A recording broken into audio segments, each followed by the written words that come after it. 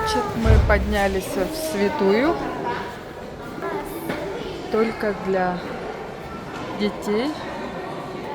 Разрешили посмотреть орган. В первую очередь у нас. Я расскажу вам про орган. Очень мало у кого можно найти, когда увидеть вблизи. Смотрите, орган не будет звучать, пока мы не включим один из регистров. Смотрите, что бы мы ни делали, никакого звука не будет. Потому что самое главное, это открыть дом, находится справа и слева внутри. Откроем самый нижний ряд, послушаем самый низкий регистр. Вот они, в педальной клавиатуре. Вы слышите? Гудит. Но не слышно вас. А дальше мы доберемся до самого верха, верно.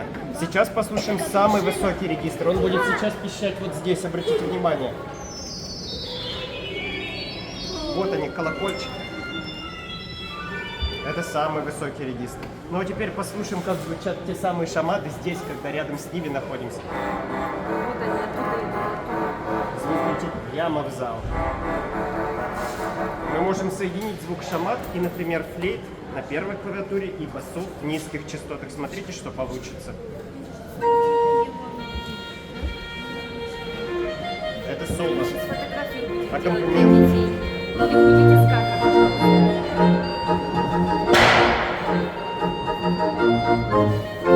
Или, например, взять красивое соло наверху, включить солирующий голос здесь и сыграть короля льва. Кто просил сегодня короля льва?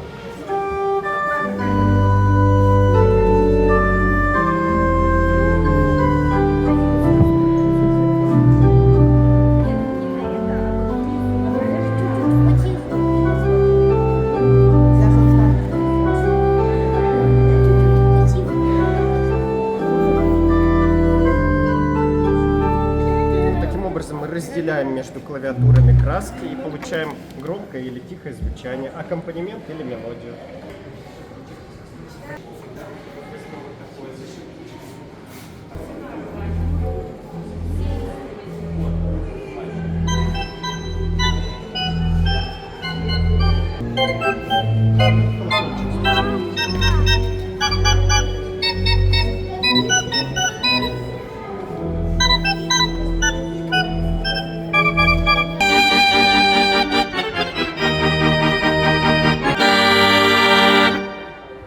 Напоминает слово шаман.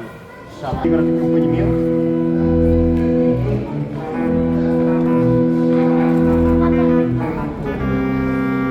Орган вблизи. Слышите? Оригинально играет саксофон. Вот вы у нас на саксофоне, да? Пираты можно, да. Ну что, ребята, какие у вас еще вопросы есть по органу? Настройка внутрь органа, видите, там есть пространство за передними трубами. Туда помещается органист, заходит и с помощью специальной палочки, постукивая по определенным деталям, увеличивает или укорачивает длину столба воздуха. И под эталонный регистр подстраивается. Есть